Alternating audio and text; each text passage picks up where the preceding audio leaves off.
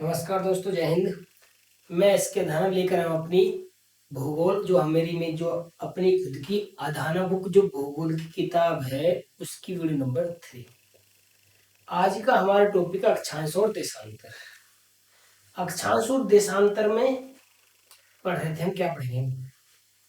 जब व्यक्ति पृथ्वी पर चलते चलते आसमान की ख्वाहिशें करने लगा तो उसे आसमान में रास्तों की जरूरत पड़ी। अब रास्तों की जरूरत पड़ी एरोप्लेन चलाने के लिए, हवाई जहाज चलाने के लिए। हवाई जहाज एक मशीन है। मशीन को रास्ता समझाने के लिए पृथ्वी पर कुछ काल्पनिक रेखाएं मान ली गई। इन काल्पनिक रेखाओं को अक्षांश और देशांतर कहा गया। पृथ्वी पर कुछ लेटी हुई रेखाएं मान ली अक्षांश, कुछ खड़ी हुई रेखाएं मान ली देशांतर। ठीक है, तो अक्षांश और देशांतर, जो लेटी हुई कुल रेखाएं मानी वो 360, खड़ी हुई रेखाएं मानी 360। सॉरी, खड़ी हुई रेखाएं 360 और लेटी हुई रेखाएं 181, 181। उन अक्षांशों में से जो लेटे हुए माने थे कुछ मुख्य अक्षांश निकाल लिए। जैसे नंबर 1 बीचों बीच का, जिसने पृथ्वी को उत्तरी गोलार्ध और दक्षिणी गोलार्ध में बांट दिया। तो उत्तरी गोलार्ध और दक्षिणी गोलार्ध में बांटने वाले अक्षांश को भूमध्य रेखा या 0 डिग्री अक्षांश कहा गया। इससे ऊपर की तरफ 90, नीचे की तरफ 90, 90 90 और एक बीचों बीच वाला जो था 1, तो 181 अक्षांश हो गए और देशांतर 360। तो पढ़ते हैं बिना किसी देरी के। तो अक्षांश क्या होते हैं? ग्लोब पर खींची गई अक्षांश रेखाएं वे काल्पनिक रेखाएं हैं जो ग्लोब पर पड़ी रेखाएं हैं। यानी पृथ्वी की जो हम एक आकृति मानते हैं जिसे हम ग्लोब कहते हैं, ग्लोब पर पड़ी हुई रेखाएं अक्षांश कहलाती हैं। इन अक्षांशों में बीचों बीच एक रेखा मानी हमने जिसे कहते हैं विषुवत रेखा या भूमध्य रेखा। विषुवत रेखा वह रेखाएं हैं जो पृथ्वी को 2 बराबर भागों में बांटती है। ये अक्षांश इक्वेटर से बीचों बीच से ध्रुवों की तरफ तक जाते हैं। तो 90 हो गए उत्तरी गोलार्ध की तरफ, 90 हो गए दक्षिणी गोलार्ध की तरफ, एक हो गया ये विषुवत रेखा है भूमध्य रेखा। इन सभी को जोड़ा तो ये हो गए 181। तो अक्षांशों की कुल संख्या होगी 181, 181। देशांतर क्या होते हैं? देशांतर वे काल्पनिक रेखाएं हैं जो ग्लोब पर हमने खड़ी हुई रेखाएं मानी थी, उन्हें देशांतर कहते हैं। इन्हें टोटल गोले के अनुसार, जैसे गोला का कोण होता 360, 360 के हिसाब से हमने इसे 360 मान लिया और इसे भाग दिया 24 से। तब 1 डिग्री देशांतर की वैल्यू निकलकर आई 4 मिनट। 360 देशांतर थे, 24 से भाग दे तो 1 घंटे की वैल्यू है 15 डिग्री देशांतर, और 1 डिग्री देशांतर की वैल्यू है 4 मिनट निकल के। मतलब समझ नहीं पा रहे सर? मतलब ये कि यदि कोई व्यक्ति 1 डिग्री देशांतर से 2 डिग्री देशांतर पहुंचता है तो उसके समय में 4 मिनट का अंतर आ जाएगा। अगर वो आगे की तरफ जाता है पूरब की तरफ तो 4 मिनट आगे समय हो जाएगा उसका, अगर वो पीछे जाता है तो 4 मिनट पीछे। यदि सर 2 डिग्री देशांतर चला जाए तो 4 दूनी 8 मिनट आगे टाइम या 8 मिनट पीछे टाइम। अगर सर 5 डिग्री देशांतर चला जाए तो 4 गुना 5, 4 जा रहा तो गुना 5 कर तो 4 पंजे 20 मिनट आगे या पीछे हो जाएगा। अगर सर 10 डिग्री देशांतर आगे की तरफ या पीछे की तरफ चला जाए तो 10 चौक 40 मिनट का अंतर आ जाएगा। क्लियर? ये था। ये रेखाएं किसी स्थान की जलवायु तथा स्थिति बताने के लिए सहायता करती हैं। किसी भी स्थान की जलवायु तथा स्थिति की वह स्थान कहाँ पर मौजूद है, इस चीज को बताने का काम करती हैं ये अक्षांश और देशांतर। विषुवत रेखा से ध्रुवों की ओर जाने पर तापमान घटता है। सबसे ज्यादा तापमान इक्वेटर के आसपास ही रहता है, ध्रुवों पर जाने पर घटता है। इसकी कहानी पता चल जाएगी आपको भूविस्थापन टॉपिक वाली वीडियो में, ठीक है। उसमें इसमें बता सकता हूँ, बता दूंगा मैं कि इक्वेटर आएगा, उसमें कर्क रेखा, मकर रेखा, विषुवत रेखा, तब समझ में आ जाएगी। भूमध्य रेखा पृथ्वी को दो बराबर भागों में काटती है, यानी कि ऐसा अक्षांश है जो पृथ्वी को दो बराबर भागों में काट रहा है, उसे कहते हैं भूमध्य रेखा, 0 डिग्री अक्षांश, ठीक है। भूमध्य रेखा पर दिन रात बराबर होते हैं। कब? 21 मार्च और 23 सितंबर को। 21 मार्च और 23 सितंबर को भूमध्य रेखा पर दिन रात बराबर होते हैं। तो ऐसे ही 21 जून को कर्क रेखा पर और 22 दिसंबर को मकर रेखा पर होते हैं, ठीक है। जो दो अक्षांश होते हैं, यानी 1 डिग्री से दूसरे डिग्री, तो दो अक्षांशों के बीच की दूरी होती है 111 किलोमीटर। किन्हीं को भी ले लो, किन्हीं भी ले लो, कोई भी दो अक्षांश जो होंगे ना, उनके बीच की दूरी 111 किलोमीटर होगी, ठीक है। 0 से 90 डिग्री उत्तर की तरफ उत्तरी गोलार्ध तथा 0 डिग्री अक्षांश से दक्षिण तक 90 डिग्री दक्षिण तक दक्षिणी गोलार्ध कहलाता है, ठीक है। पृथ्वी का 0 डिग्री अक्षांश से 90 तक गए तो उत्तरी गोलार्ध, अब नीचे गए तो दक्षिणी गोलार्ध कहलाता है। तो हम कह सकते हैं कि उत्तरी गोलार्ध में 90 अक्षांश, दक्षिणी गोलार्ध में 90 अक्षांश, एक होगा बीचों बीच का, तो टोटल अक्षांश हो गए 181। 23.5 डिग्री नॉर्थ को दोनों बिंदुओं को मिलाने वाली रेखा कर्क रेखा कहलाती है। अब इन जो 181 जो देशांतर जो सॉरी अक्षांश हमने माने थे, जो हमने 181 अक्षांश माने थे, उनमें से कुछ इंपोर्टेंट अक्षांश निकाल लिए। जैसे नंबर 1 विषुवत रेखा, नंबर 2 कर्क रेखा, नंबर 3 मकर रेखा, नंबर 4 आर्कटिक रेखा, नंबर 5 अंटार्कटिक रेखा। तो ये रेखाएं मुख्य रेखाएं मान ली गई। तो ऐसी कह रहा है कि उत्तरी गोलार्ध में जब हम 0 से 23.5 डिग्री पर पहुंचेंगे, तो वह जो 23.5 डिग्री पर उत्तरी गोलार्ध में अक्षांश आएगा, उससे कहेंगे हम कर्क रेखा। ऐसे ही जब दक्षिणी गोलार्ध में 23.5 डिग्री पर अक्षांश आएगा, उसे कहेंगे हम मकर रेखा। उसे क्या कहेंगे? मकर रेखा। चलते हैं आगे। विषुवत रेखा किसे कहेंगे? 0 डिग्री अक्षांश पर जो रेखा खींची जाएगी उसे कहेंगे विषुवत रेखा। यानी इसे 0 डिग्री अक्षांश से भूमध्य रेखा भी कहते हैं। भूमध्य रेखा क्यों? क्योंकि इसने पृथ्वी को उत्तरी गोलार्ध और दक्षिण गोलार्ध में बांट दिया, ठीक है। विषुवत रेखा या 0 डिग्री अक्षांश रेखा को पृथ्वी को दो बराबर भागों में बांटती है। उत्तर का हिस्सा उत्तरी गोलार्ध तथा दक्षिण का हिस्सा दक्षिणी गोलार्ध कहलाता है। 21 मार्च तक 23 सितंबर को सूर्य विषुवत रेखा पर सीधे चमकता है। पीछे क्वेश्चन था ना, दिन रात बराबर होते हैं, तो ये वही दिन है जब विषुवत रेखा पर दिन रात बराबर होते हैं, 21 मार्च और 23 सितंबर। इसलिए 21 मार्च से 23 सितंबर को यहाँ दिन रात बराबर होते हैं।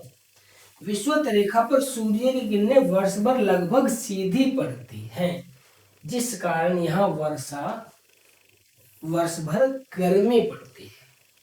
जब सूर्य कर्क रेखा पर जाएगा घूमता घूमता तब भी किरणें लगभग सीधी सी पड़ेंगी, मकर रेखा पर जाएगा घूमता हुआ तब भी सीधी सी पड़ेंगी।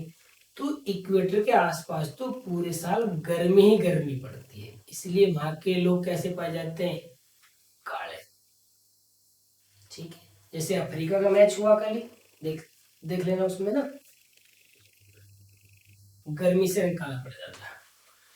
23.5 डिग्री उत्तरी अक्षांश या कर्क रेखा क्या है, 21 जून को सूर्य कर्क रेखा पर चमकता है, यानी सूर्य 21 जून को कर्क रेखा के ऊपर पहुंच जाता है तो किरणें सीधी पड़ती है, इसलिए 21 जून को कर्क रेखा पर दिन रात बराबर होते हैं।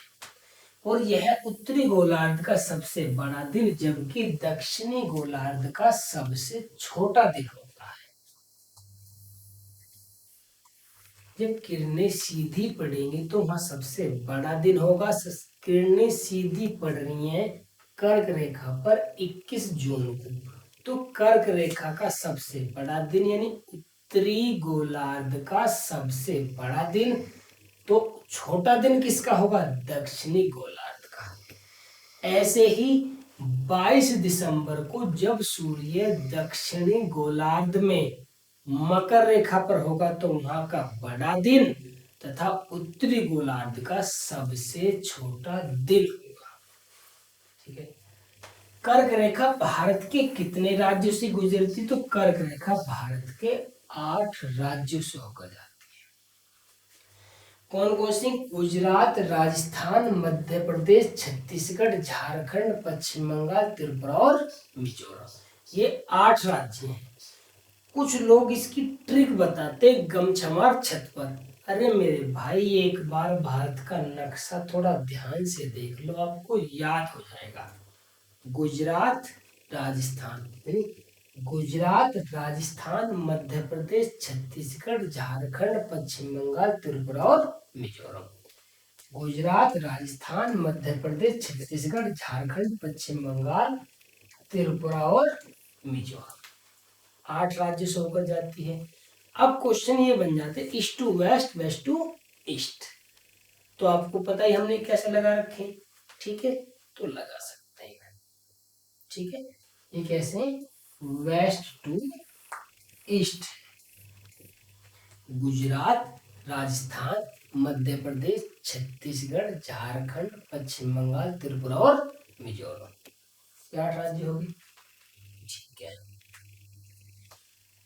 कर्क रेखा कुछ देशों से होकर भी जाती है। कौन कौन से देश हैं, मैक्सिको, पश्चिमी सहारा, अल्जीरिया, लीबिया, मिस्र, सऊदी अरब, भारत, म्यांमार, चीन, बांग्लादेश। ठीक है, यानी कर्क रेखा 8 राज्यों से होकर जाती है, और जो जिन देशों से होकर जाती है वो देश है मैक्सिको, पश्चिमी सहारा, अल्जीरिया, म्यांमार, भारत, बांग्लादेश, चीन, लीबिया, मिस्र, सऊदी अरब। ठीक है, ये वो देश हैं जिनसे कर्क रेखा होकर गुजरती है। बहामास भी एक देश है जो इसमें नहीं दे रखा, उससे भी होकर कर्क रेखा गुजरती है, बहामास। ठीक है, 23.5 डिग्री दक्षिणी अक्षांश यानी मकर रेखा, 23.5 डिग्री जो दक्षिणी गोलार्ध में अक्षांश होता है उसे कहते हैं हम मकर रेखा। यह रेखा दक्षिणी गोलार्ध में 22 दिसंबर को यहाँ पर सूर्य की किरणें सीधी पड़ती हैं।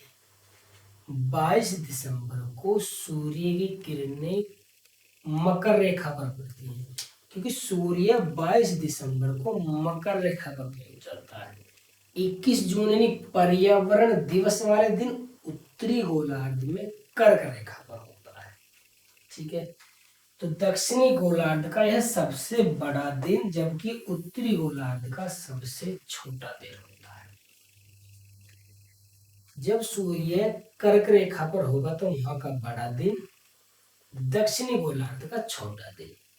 जब सूर्य दक्षिणी गोलार्ध में होगा तो दक्षिणी गोलार्ध का बड़ा दिन, उत्तरी गोलार्ध का छोटा दिन। उत्तरी गोलार्ध में कौन सी रेखा पड़ती है, कर्क रेखा।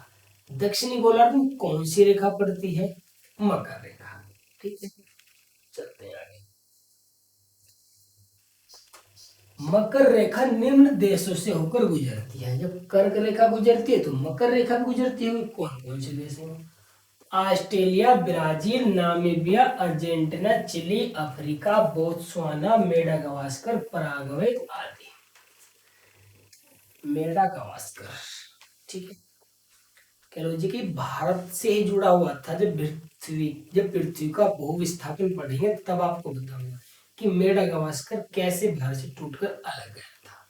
गोंडवाना लैंड, अंगारा लैंड, इस तरीके के वर्ड आएंगे उसमें। ठीक है, तो कर्क रेखा देशों से होकर गुजरती थी, तो मकर रेखा किन देशों से होकर गुजरती है? Australia, Brazil, Namibia, Argentina, Chile, Africa, Botswana, Madagascar, Paraguay आदि से होकर गुजरती। ठीक है, अब ये यानी हमने भी पढ़ा था 66.5 डिग्री पर उत्तरी गोलार्ध में जो रेखा खींचेंगे, लेटी हुई रेखा, उसे कहेंगे आर्कटिक रेखा। देखो यहाँ पे देखा हुआ, ये बिल्कुल बीचों बीच रेखा खींची गई जिसे कहते हैं विषुवत रेखा। ये हो गया आपकी विषुवत रेखा है, भूमध्य रेखा ये हो गई। ठीक है, उसके बाद 23.5 डिग्री साउथ में खींची गई रेखा को कहते हैं मकर रेखा। 23.5 डिग्री, ये 23.5 डिग्री पर खींची गई रेखा को क्या कहते हैं हम? मकर रेखा। 66.5 डिग्री साउथ में खींची गई रेखा को कहते हैं हम अंटार्कटिक रेखा। तो यहाँ पे 66.5।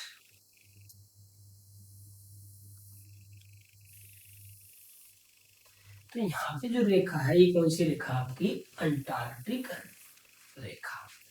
23.5 डिग्री नॉर्थ में कर्क रेखा, ये आ गया कर्क रेखा, इधर का सिंबल। 66.5 डिग्री नॉर्थ में आर्कटिक रेखा, यानी 66.5 डिग्री हम मान के चलो ये कौन सी रेखा? आपकी आर्कटिक रेखा। यानी कुल मिला के हमने 5 मुख्य अक्षांश मान लिए। बीचों बीच वाला भूमध्य रेखा या विषुवत रेखा, 23.5 डिग्री नॉर्थ में कर्क रेखा, 66.5 डिग्री साउथ में आर्कटिक रेखा, सॉरी नॉर्थ में आर्कटिक रेखा, 23.5 डिग्री साउथ में मकर रेखा, 66.5 डिग्री साउथ में अंटार्कटिक रेखा। ऊपर वाली आर्कटिक रेखा, नीचे अंटार्कटिक रेखा। ठीक है, ये कुछ रेखाएं थी हमारी मुख्य। अक्षांशों की संख्या कितनी? 181। देशांतर की कितनी? 360। 1 डिग्री अक्षांतर आगे या पीछे, 1 डिग्री देशांतर आगे या पीछे बढ़ने पर समय में 4 मिनट का अंतर आ जाता है। चलते हैं आगे। 180 डिग्री देशांतर या अंतरराष्ट्रीय तिथि रेखा, जैसे हमने कुछ अक्षांश इंपोर्टेंट माने, ऐसे ही 180 डिग्री का जो देशांतर है उसे कहते हैं अंतरराष्ट्रीय तिथि रेखा। इसी देशांतर से समय निर्धारित किया गया पूरे वर्ल्ड का।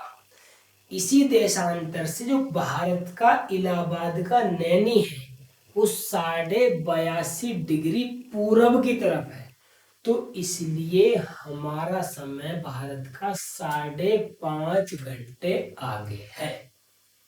अगर पश्चिम में होता तो कितना होता? 5.5 घंटे पीछे होता। ठीक है, तो 180 डिग्री जो देशांतर है उसे कहते हैं अंतरराष्ट्रीय तिथि रेखा। यह रेखा सीधी ना होकर 3 स्थानों पर मोड़ दी गई है, जिससे कि वहां यानी एक देश में एक ही समय रह सके। जैसे रूस बहुत बड़ा क्षेत्र है तो वहाँ 11 समय क्षेत्र, मानक समय क्षेत्र, ठीक है, 11 भागों में बटा हुआ है। तो यानी एक देश में एक टाइम रह सके उसके लिए से मोड़ा गया धीरे धीरे। यदि कोई यात्री 180 डिग्री देशांतर को पूर्व से पश्चिम पार करता है, कोई व्यक्ति इस तरीके से इसे ऐसे पार करता है, वेस्ट टू ईस्ट।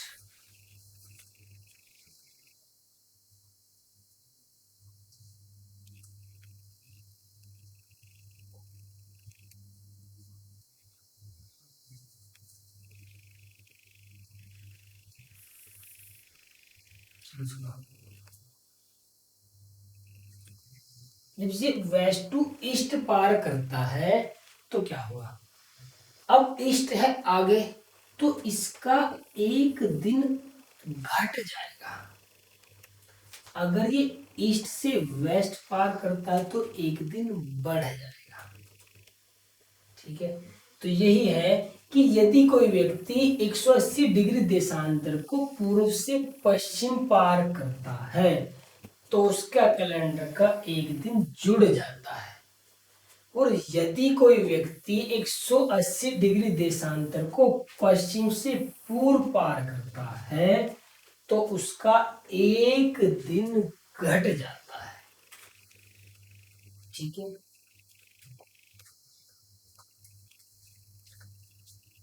ये 180 डिग्री देशांतर है, इधर वेस्ट है इधर ईस्ट है। अगर कोई व्यक्ति ऐसे पार करता है तो एक दिन घटेगा, अगर ऐसे पार कर रहा ईस्ट से वेस्ट तो एक दिन बढ़ेगा, ठीक है। अब आगे, पृथ्वी अपनी धुरी पर 66.5 का कोण बनाती है। पृथ्वी अपने कक्ष तल पर 23.5 डिग्री, सॉरी अक्ष तल पर 23.5 तथा 6 महीने के दिन रात होते हैं। जो पृथ्वी है वो अपने अक्ष पर 23.5 डिग्री झुकी है, जबकि कक्षा तल पर 66.5 डिग्री झुकी हुई है। तो इसी वजह से ध्रुवों पर यानी पृथ्वी का झुके होने के कारण ध्रुवों पर 6 महीने का दिन और 6 महीने की रात होती है। क्यों? जब सूर्य कर्क रेखा पर होता है तो ऊपर वाले ध्रुव पर दिन 6 महीने, जब सूर्य मकर रेखा पर होता है तो नीचे दिन। अब सूर्य को कर्क रेखा से मकर रेखा से कर्क रेखा पर आने पर 6 माह लग जाते हैं, लगते हैं 6 महीने लग जाते हैं। तो इसलिए ध्रुव पर 6 महीने का दिन और 6 महीने की रात होती है, ठीक है। आगे चलते हैं। अब जो हमने पढ़ा उससे जुड़े हुए क्वेश्चन है ये, ठीक है। तो मैं आपको समझा देता हूँ थोड़ा सा। ये हमारी पृथ्वी है, इस पृथ्वी पर कुछ हमने लेटी हुई रेखाएं मान ली। इन लेटी हुई रेखाओं को अक्षांश कहा गया।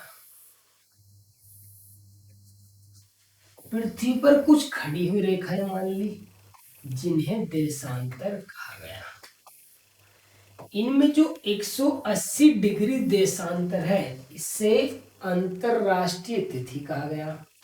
इनमें जो 0 डिग्री देशांतर है इसे भूमध्य रेखा कहा गया।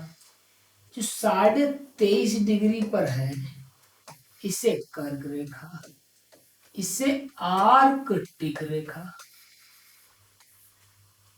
भूमध्य रेखा, इसे मकर रेखा कहा गया। यानी जो 23.5 डिग्री साउथ में थी ये नॉर्थ में, ये साउथ में, तो मकर रेखा। जो 66.5 डिग्री साउथ में थी उसे कहा गया अंटार्कटिक रेखा।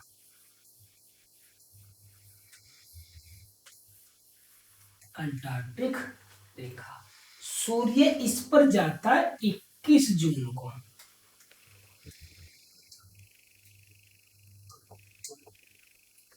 21 जून को, यहाँ जाता 22 दिसंबर को।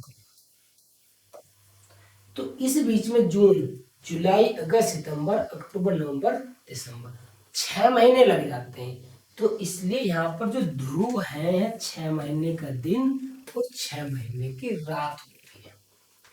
सूर्य कर्क रेखा पर 21 जून को चमकता है, इसलिए कर्क रेखा पर 21 जून को बड़ा दिन होता है, यानी उत्तरी गोलार्ध में, दक्षिणी गोलार्ध में छोटा दिन। जब सूर्य 22 दिसंबर को यहाँ आ जाता है तो दक्षिणी गोलार्ध का बड़ा दिन तथा उत्तरी गोलार्ध का छोटा दिन होता है। ठीक है, अब यहाँ होता है ये 21 मार्च और 23 सितंबर को, यानी सूर्य भूमध्य रेखा पर कब होता है? 21 मार्च और 23 सितंबर को होता है। ठीक है, अब ये जैसे 180 डिग्री देशांतर, यहाँ से समय डिसाइड किया गया। अगर कोई बंदा यहाँ से लेकर यहाँ पहुंच गया इससे अगले वाले देशांतर पर, तो इसकी घड़ी में 4 मिनट का फर्क आ जाएगा। पूरब में 4 मिनट आगे, पश्चिम में 4 मिनट पीछे। ठीक है, अब करते हैं क्वेश्चन प्रैक्टिस। ग्लोब पर लेटी हुई काल्पनिक रेखाएं क्या कहलाती हैं? अक्षांश रेखाएं कहलाती हैं।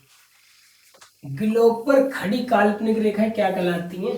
देशांतर कहलाती हैं। अक्षांशों की कुल संख्या कितनी है? 181। देशांतर रेखा कुल संख्या कितनी है? 360। किसी स्थान की जलवायु को कौन बताता है? स्थिति को अक्षांश और देशांतर किसी भी स्थान की जलवायु को पता करने में और स्थिति पता करने में सहायता करती है। विषुवत रेखा से ध्रुव की ओर जाने पर तापमान घटता है या बढ़ता है? घटता है। पृथ्वी को 2 बराबर भागों में बांटने वाली रेखा को क्या कहते हैं? भूमध्य रेखा। भूमध्य रेखा का अन्य नाम क्या? 0 डिग्री देशांतर रेखा, विषुवत रेखा इसका नाम है। दो अक्षांशों के बीच की दूरी 111 किलोमीटर। दो देशांतरों के बीच की दूरी भी 111 किलोमीटर के लगभग होते, लेकिन विषुवत रेखा के आसपास, मतलब बीच वाले क्षेत्र में ध्रुव पर देशांतरों की बीच की दूरी 0 हो जाती है। ठीक है, 0 से लेकर 90 तक उत्तरी ध्रुव की ओर उत्तरी गोलार्ध तथा 0 से 90 तक दक्षिण में दक्षिणी गोलार्ध कहलाता है। कर्क रेखा कितने डिग्री अक्षांश पर? 23.5 डिग्री नॉर्थ। मकर रेखा कितने डिग्री अक्षांश पर? 23.5 डिग्री साउथ।